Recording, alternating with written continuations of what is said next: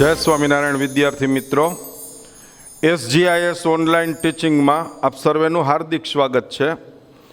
आयुर्वेदना 2 lecture में जेमा पहलो लेक्चर हतो आयुर्वेदनी प्राथमिक माहिती, त्यारबाद एमा आपणे आयुर्वेदनु ज्ञान क्या क्या वेद में आपेलू है अने आयुर्वेदनु ज्ञान पृथ्वी पर केवी रीते आव्युं माहिती मेळवी। आयुर्वेदना अष्टांगनी वात पण आपणे बीजा लेक्चरनी अंदर करेली। हवे आपणे पहोंच्या छीए आचार्य चरक। आचार्य चरकनी 2 मार्कनी शॉर्ट नोट आवे अने आमांथी एक MCQ पण पूछी सके। तो आपणे MCQ ना आधारे आचार्य चरकनी 2 मार्कनी आपणे टूंक नोंध तैयार करीए। जो आ रीते आचार्य चरक पूछाय तो आपणे एना पॉइंट आ रीते लखी सकीए। आचार्य चरक चरक संहिताना रचयिता हता। आचार्य चरक चरक संहिताना रचयिता हता। पहलो पॉइंट, आचार्य चरक चरक संहिताना रचयिता हता। तेनो समय मानवामां आवे छे, तेनो समय ईस्वीसन 2जी सदी।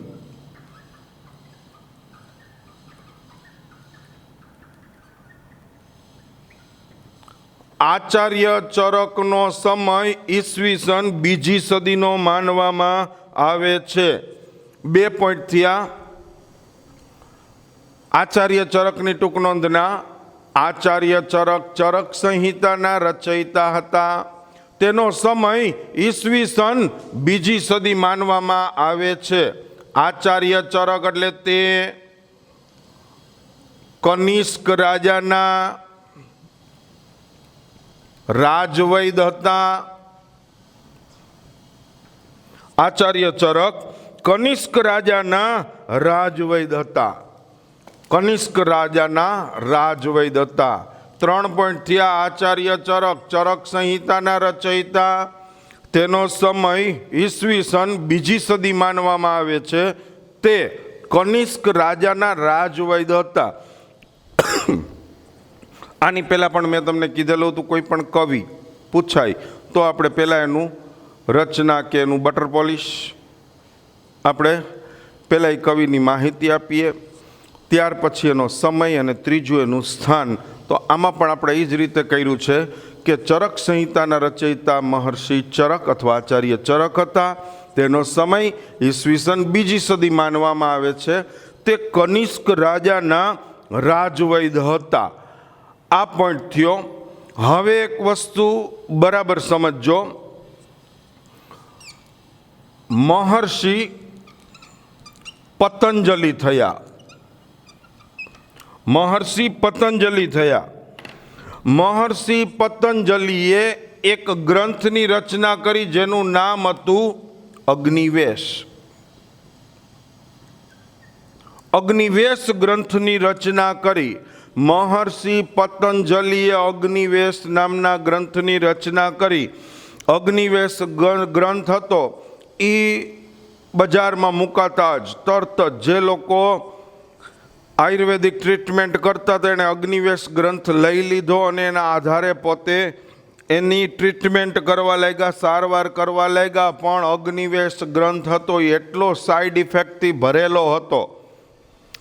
आडअसर एटली बधी थती कि आ ग्रंथना आधारे कोई पण प्रकारनी दवा कांई करेली होय तो साइड इफेक्ट थती। फॉर एक्जाम्पल, माथुं दुखतुं होय अने एनी दवा लीए तो पेटमां दुखवा मंडे, पेटनी दवा लीए तो पग तूटवा मंडे। आने कहेवाय साइड इफेक्ट। कोई पण दवा लઈએ एनी आड असर थवी एने साइड इफेक्ट अंग्रेजीमां कहेवामां आवे छे। महर्षि पतंजलिए अग्निवेश जे ग्रंथनी रचना करी, आ ग्रंथ बहु भूल भरेलो साइड इफेक्ट वाळो हतो। बधा लोकोए आ ग्रंथनो बहिष्कार कर्यो। अरे आ अग्निवेश ग्रंथ, अरे आना आधारे उपचार करीए, आनी अंदर आपेलुं होय एवी रीते કે હળદરવાળું દૂધ પીવાથી ઉધરસમાં રાહત રહે છે. આવું આની અંદર લખેલું હોય તો સાઈડ ઇફેક્ટ શું થાય? તો કે હળદરવાળું દૂધ પીએ તો ઉધરસ તો મટી જાય, પણ કફ વધી જાય. કફનું પ્રમાણ વધે છે, એને સાઈડ ઇફેક્ટ કહેવામાં આવે છે. અગ્નિવેશ ગ્રંથની અંદર આવી આડઅસરો રહેલી હતી. લોકોએ આનો બહિષ્કાર કર્યો. મહર્ષિ પતંજલિ આખો અગ્નિવેશ ગ્રંથ હતો, એણે બધી પ્રતો જેટલી વેચેલી હતી ફરી પાછી લઈ લીધી અને જે કાંઈ સાઈડ ઇફેક્ટ હતી સુધારા વધારા કરી અને ફરી પાછો આ ગ્રંથને સર્વશ્રેષ્ઠ રીતે રજૂ કર્યો. પણ જો અગ્નિવેશ ગ્રંથ આ જ નામથી મૂકે તો ફરી પાછા કોઈ લે નહીં, એટલે એણે અગ્નિવેશનું નામ બદલી નાખ્યું. અગ્નિવેશ કાઢી અને નામ કરી નાખ્યું ચરક સંહિતા. અગ્નિવેશનું નામ ચરક સંહિતા કર્યું. પણ આ ગ્રંથ તો લખ્યો, પણ કોઈ પૂછે તો ખરા ને અગ્નિવેશ કોનો ગ્રંથ હતો? તો કે મહર્ષિ પતંજલિનો હતો. હવે મહર્ષિ પતંજલિ ચરક સંહિતાના નામથી આ ગ્રંથ મૂકે તો કોઈ ન લે. બધાય કેવો અગ્નિવેશ એને ગ્રંથ લખ્યો તો પતંજલિએ, ખબર છે ને કેવી મુશ્કેલીઓ થતી હતી. એટલે મહર્ષિ પતંજલિએ પણ પોતાનું નામ ખરાબ થઈ જતા નામ બદલી અને મહર્ષિ ચરક કરી નાખ્યું. મહર્ષિ પતંજલિએ અગ્નિવેશ ગ્રંથની રચના કરી. આ જ ગ્રંથનું પુનઃ સંપાદન ચરક સંહિતાના નામથી થયું.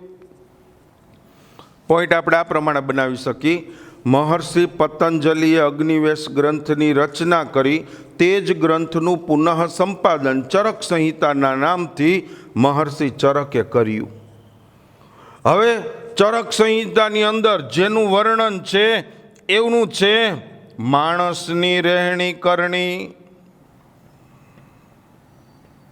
માણસની રહેણી કરણીની અંદર બહુ સરસ દર્શાવવામાં આવી છે. વિવાહ, વૈવાહિક જીવન, સંતતિ વગેરેના ઉછેરનું વર્ણન કરવામાં આવ્યું છે. આ ગ્રંથની અંદર માણસની રહેણી કરણી કઈ પ્રકારની હોય એનું વર્ણન છે.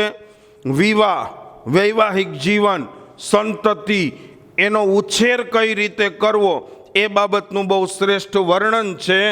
વૈવાહિક જીવન, સંતતિનું બહુ સુંદર વર્ણન આ ગ્રંથની અંદર થયેલું છે.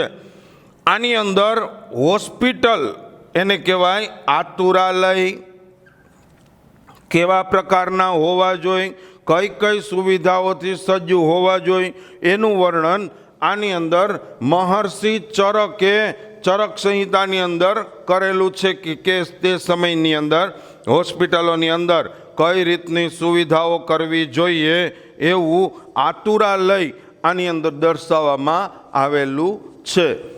પોઈન્ટ થયા આચાર્ય ચરક સંહિતાના રચયિતા હતા. તેનો સમય ઈસવીસન 2જી સદી માનવામાં આવે છે. તે કનિષ્ક રાજાના રાજવૈદ હતા.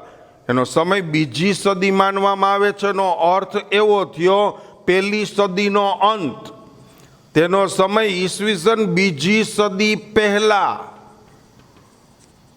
માનવામાં આવે છે. તે કનિષ્ક રાજાના રાજવૈદ હતા.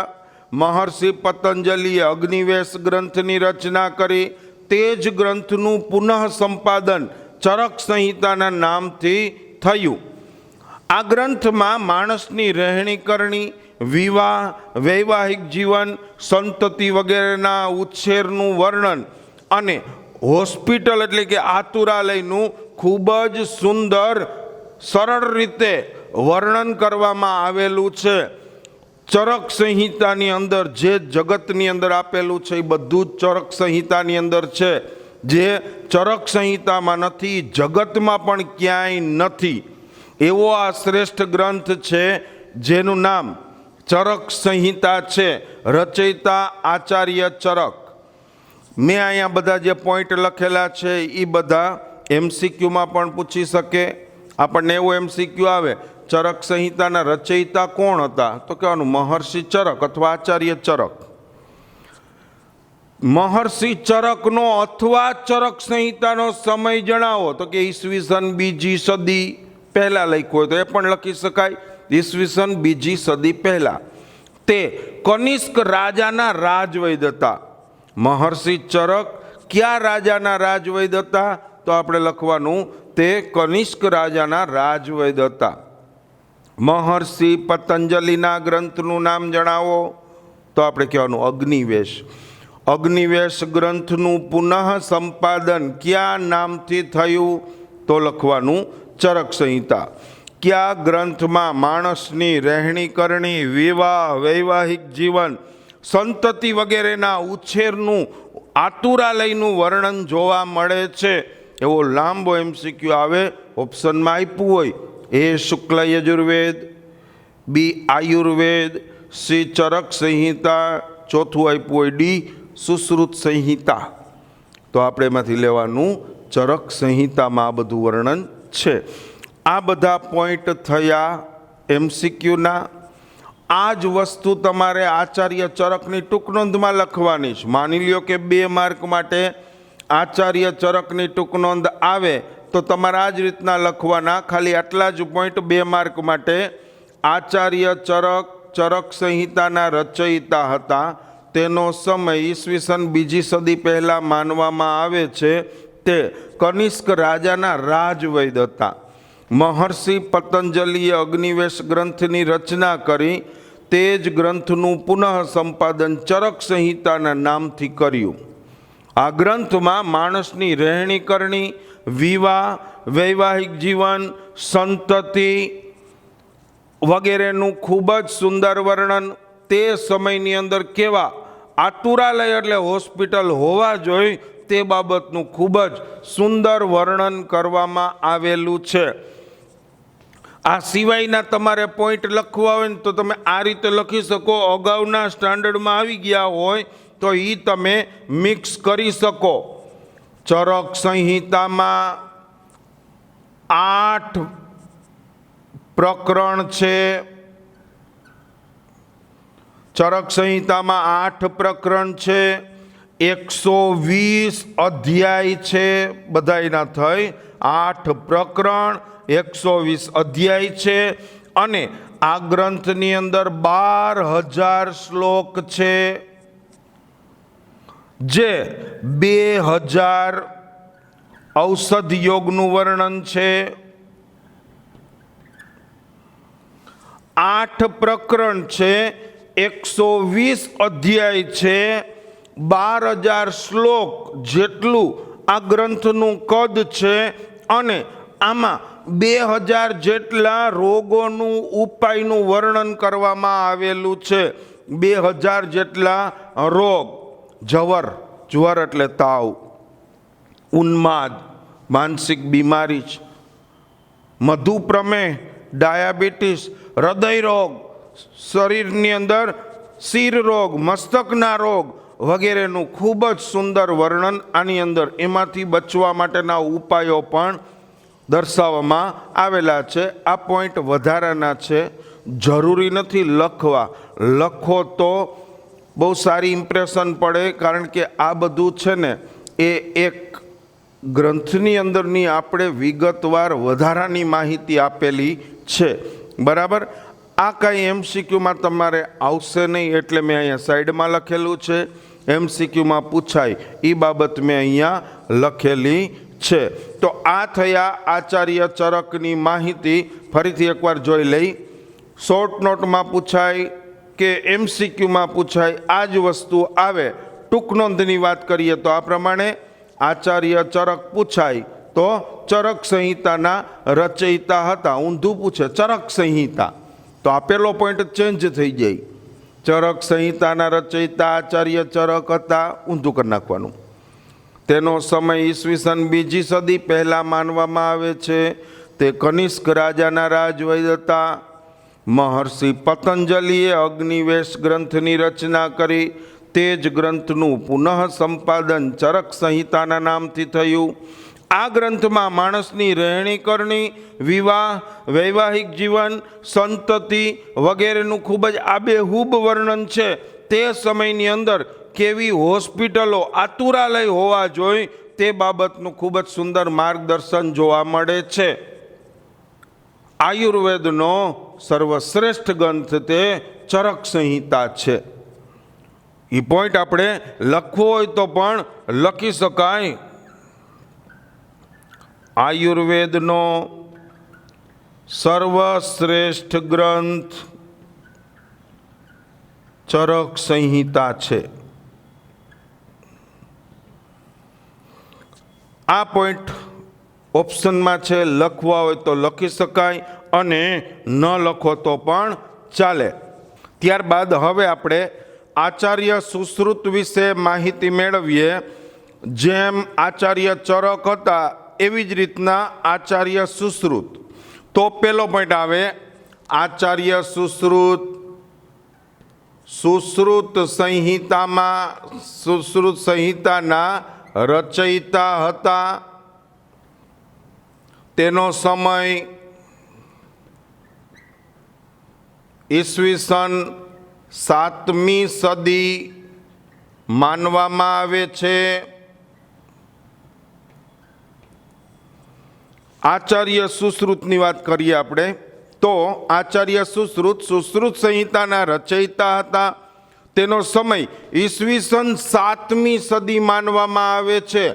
જૂના કોર્સમાં હતું તેનો સમય પણ બીજી સદી માનવામાં આવે છે, પણ આ નવા સિલેબસની અંદર તેનો સમય ઈસવીસન 7મી સદીનો આપેલો છે. એટલે આપણે આ વર્ષની જે ટેક્સ્ટ બુકને ફોલો કરતા હોય તો પરીક્ષામાં પૂછાય ત્યારે આપણે એ જ લખવાનું જે આ વખતની ટેક્સ્ટ બુકમાં આપેલું છે કે તેનો સમય કઈ સદી માનવામાં આવે છે, તો 7મી સદી કહેવાનું છે. આચાર્ય સુશ્રુતની આપણે વાત કરીએ તો તે વિશ્વામિત્રના પુત્ર હતા.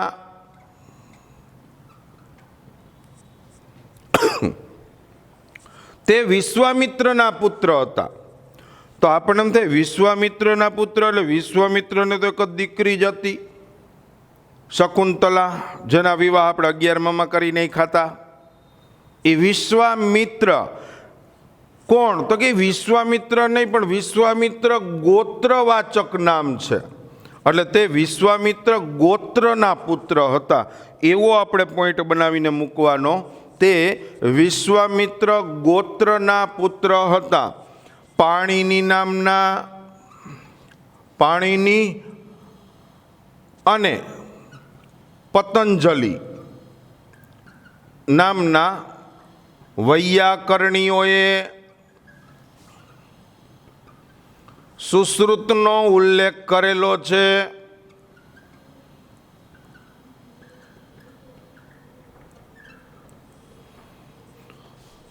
હવે આ નવો પોઈન્ટ આવ્યો. પાણીની અને પતંજલિ નામના વૈયાકરણી થયા. જો મહર્ષિ ચરકમાં જે પતંજલિ આવ્યા એ મહર્ષિ ચરક જ પતંજલિ હતા, પણ એ રાજવૈદ હતા.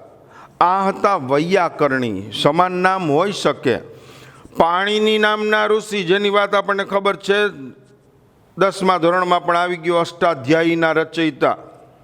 તો પાણીની નામના ઋષિ અને પતંજલિ નામના આ બે હતા વૈયાકરણી. વૈયાકરણી એટલે વ્યાકરણ શાસ્ત્રીઓ. વ્યાકરણ જેણે બનાવ્યું સંસ્કૃતનું, એવા પાણીની અને પતંજલિએ આ વૈયાકરણીઓએ સુશ્રુતનો ઉલ્લેખ કરેલો છે. પોતાના ક્યાંય વાક્યની અંદર એણે આનો ઉલ્લેખ કરેલો હોય એવું જોવા મળે છે. હવે એક પોઈન્ટ, કાશીના રાજા દીવોદાસ હતા. એટલે મેં અહીં લખ્યું છે કાશીપતિ. કાશીપતિ એટલે કાશીના રાજા દીવોદાસ હતા. તેણે સુશ્રુત સંહિતાનો ઉપદેશ આપેલો હતો.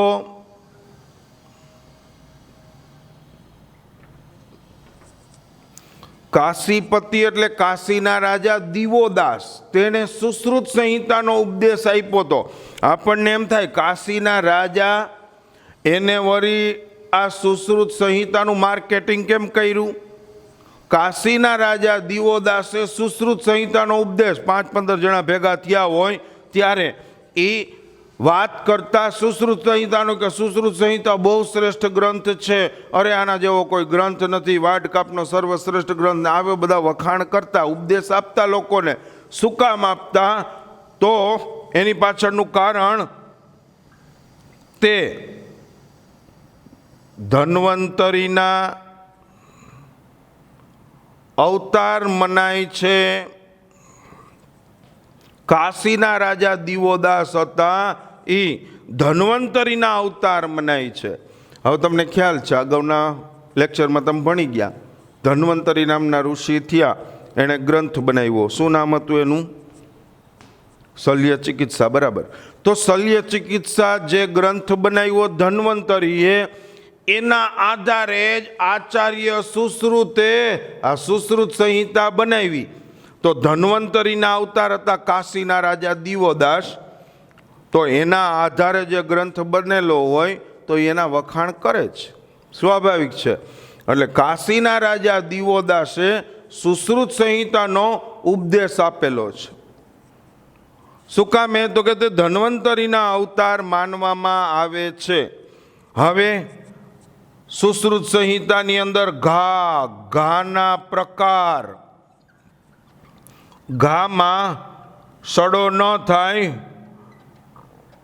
તે માટેના ઉપચારો દર્શાવવામાં આવ્યા છે. કોઈ પણ પ્રકારનો ઘા વાગી ગયો હોય, એ કઈ પ્રકારનો ઘા છે એટલે એના ઘાના પ્રકાર બતાવવામાં આવ્યો છે. ઘામાં સડો ન થાય, દૂષિત લોહીને ચૂસી લેવું, ટાંકા લેવા, આવી ટ્રીટમેન્ટ આની અંદર દર્શાવવામાં આવેલી છે. કોઈ અસ્ત્ર શસ્ત્ર વાગી ગયું હોય, અગાઉના સમયમાં યુદ્ધ થતા, યુદ્ધની અંદર કાંઈ અસ્ત્ર શસ્ત્ર વાગેલું હોય તો ઝેર શરીરની અંદર ઘા વાગ્યો હોય, ક્યાંયથી બાણ આવ્યું કે તલવાર આવ્યું, ઝેરમાં બોળેલી હતી તલવાર, બાણ હતું, ઝેરી હતું, વાગ્યું પણ બાજુમાંથી ઘસાઈને નીકળી ગયું, પણ ઝેર શરીરની અંદર આવી ગયું તો એમાં સડો ન થાય, એટલે જડો નામના પ્રાણીનો ઉપયોગ વગેરે દર્શાવવામાં આવ્યું છે. સુશ્રુત પાસે એ સમયની અંદર એવા ધારદાર અસ્ત્ર શસ્ત્ર હતા કે વાળના પણ ઊભા 2 ભાગ થઈ શકે એવી એની પાસે ટ્રીટમેન્ટ હતી. વાળના ઊભા 2 છેદ લઈ શકાય એવું પણ આની અંદર હતું. કોઈ પણ ઘા વાગેલો હોય એને 327 પ્રકારે રૂઝવી શકાય. કોઈ પણ ઘા વાગેલો 300 પ્રકાર એની અંદર રૂઝવી શકાય એવું વર્ણન કરેલું છે. તો ઘાના પ્રકાર, ઘામાં સડો ન થાય, દૂષિત લોહીને ચૂસી લેવું, ટાંકા લેવા, એ ઘા રૂઝવવા માટે જડો નામના પ્રાણીનો ઉપયોગ એ આની અંદર દર્શાવવામાં આવેલો છે. 2 ગ્રંથોની આપણે વાત કરી, ચરક સંહિતા અને સુશ્રુત સંહિતા.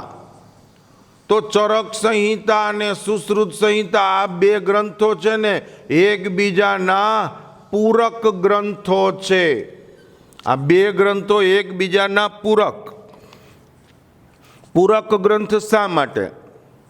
પૂરક ગ્રંથ એટલા માટે કે આના વગર આ ન ચાલે ને આના વગર આ ન ચાલે, એને પૂરક ગ્રંથ કહેવાય.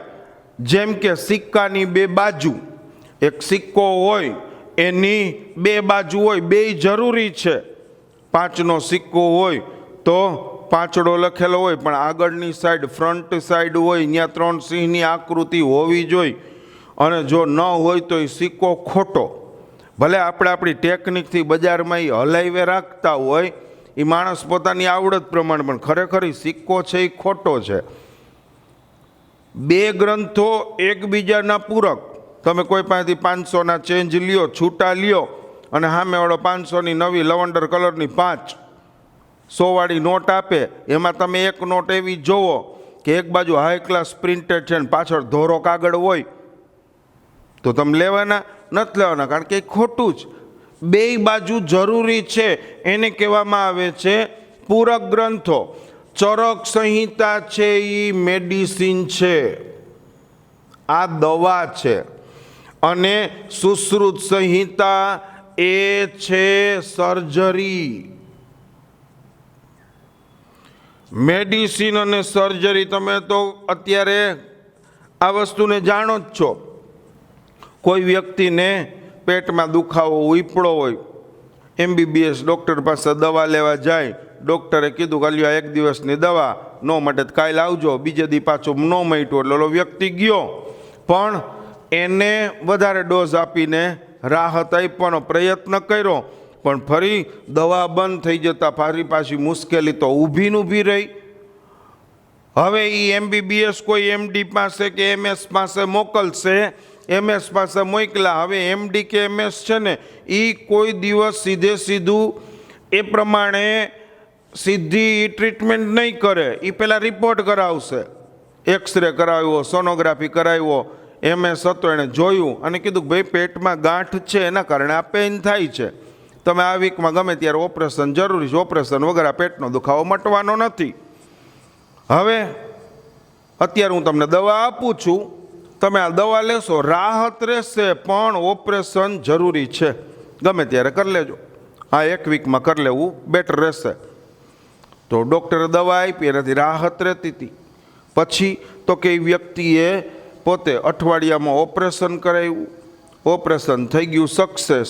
ફરી પાછી ડૉક્ટરે એને રૂઝવવા માટે ફરી પાછી મેડિસિન દવા આપી.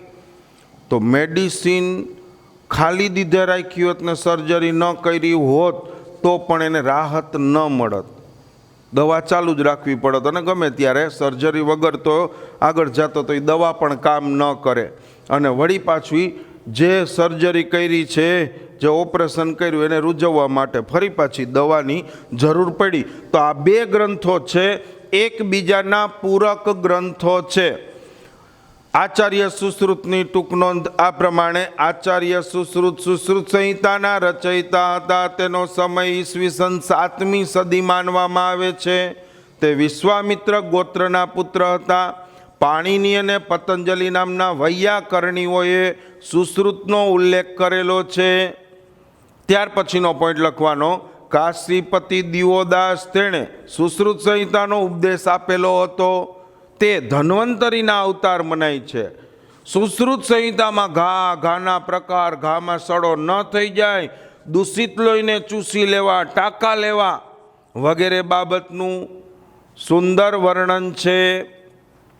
ચરક સંહિતા અને સુશ્રુત સંહિતા બંને એકબીજાના પૂરક ગ્રંથો છે. આ પ્રમાણે આખી ટૂંક નોંધ 2 માર્ક માટે આચાર્ય સુશ્રુતની થઈ. આ જ વસ્તુ પાછી MCQમાં આવે. સુશ્રુત સંહિતાના રચયિતા કોણ હતા? મહર્ષિ સુશ્રુત. મહર્ષિ સુશ્રુતનો સમય કયો માનવામાં આવે છે? ઈસવીસન 7મી સદી.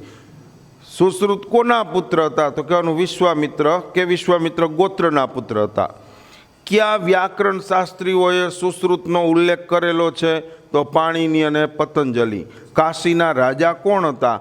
દિવોદાસ. તેણે સુશ્રુત સંહિતાનો ઉપદેશ આપેલો હતો. તે કોના અવતાર મનાય છે?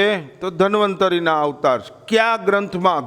ઘાના પ્રકાર, ઘામાં સડો ન થાય, દૂષિત લોહીને ચૂસી લેવા વગેરેનું વર્ણન જોવા મળે છે. તો કહેવાનું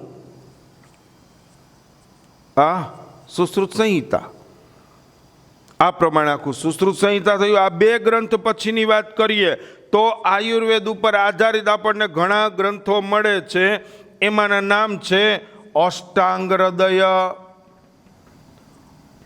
અષ્ટાંગ હૃદય ગ્રંથ બનાવ્યો. કોણે બનાવ્યો છે? તો કે વાઘભટ્ટે. વાઘભટ્ટ નામના ઋષિ ત્યાં અષ્ટાંગ હૃદય બનાવ્યું. ક્યારે બનાવ્યું? તો કે ઈસવીસન 5મી 6ઠી સદીમાં. ઈસવીસનની 5મી 6ઠી સદીમાં બનાવ્યું. ત્યાર પછી માધવ નિદાન ગ્રંથનું નામ છે માધવ નિદાન. રચયિતા કોણ? તો કે આચાર્ય માધવ. આ ગ્રંથ ક્યારે લખ્યો? તો કે 7મી સદીમાં લખ્યો. ત્યારબાદ સાંગધર સંહિતા. સાંગધર સંહિતા ગ્રંથ બનાવ્યો. કોણે બનાવ્યો? તો કે સાંગધરે.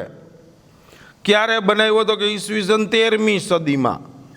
13મી સદીમાં એણે સાંગધર સંહિતા ગ્રંથની રચના કરી.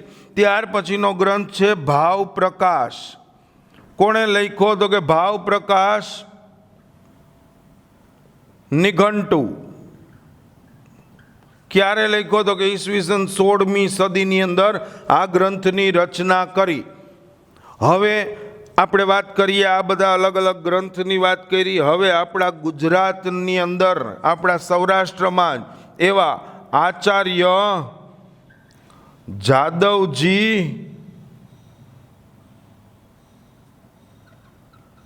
ત્રિકમજી,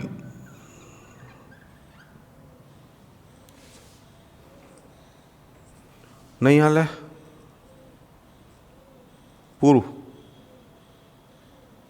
2 મિનિટ હલાવું. આચાર્ય જાદવજી ત્રિકમજીની આપણે વાત કરીએ. આચાર્ય જાદવજી ત્રિકમજી એ કોણ હતા એના વિશેની માહિતી મેળવીએ. આચાર્ય જાદવજી ત્રિકમજીનો જન્મ ઈસવીસન 1939માં પોરબંદરમાં એનો જન્મ થયો હતો. આચાર્ય જાદવજી ત્રિકમજીનો જન્મ ઈસવીસન 1939માં પોરબંદરમાં એનો જન્મ થયો હતો. તેના પિતા હતા ત્રિકમજી. ત્રિકમજી હતા એ રાજા, પોરબંદરના રાજવી હતા, એના એ રાજવૈદ હતા. અને આચાર્ય જાદવજી ત્રિકમજીએ પોતાના પિતા પાસેથી જ બધી દવા વિશેની જાણકારી મેળવી અને એ પણ પોતે પોરબંદરના રાજાના એ ત્યાંના રાજવૈદ બન્યા. હવે આચાર્ય જાદવજી ત્રિકમજીને પોતાનું કાર્યક્ષેત્ર પોરબંદર હતું, જે જન્મભૂમિ હતી, એને નાની પડવા લાગી કે મારે મારા કાર્યક્ષેત્રને વિસ્તારવું છે, ઘણું આગળ લઈ જવું છે. એટલા માટે એણે પોતે મુંબઈને પોતાની કર્મભૂમિ બનાવી. મુંબઈ ચાલ્યા ગયા અને મુંબઈમાં જઈ અને એણે ત્યાં આ બધી આયુર્વેદિક ટ્રીટમેન્ટ વધારો કર્યો, જેમાં રસ હૃદય તંત્ર બનાવ્યું, નાડી પરીક્ષણ, આવા ઘણા બધા ગ્રંથોની રચના કરી અને એણે પોતે ખૂબ જ આયુર્વેદની અંદર બહુ મહત્ત્વનો ફાળો આપણા સૌરાષ્ટ્રના પોરબંદરના વતની એવા આચાર્ય જાદવજી ત્રિકમજી એણે ખૂબ જ સારું એવું યોગદાન આપેલું છે. અહીંયા આપણો આયુર્વેદનો પોઈન્ટ પૂરો થાય છે. Thank you. જય સ્વામિનારાયણ.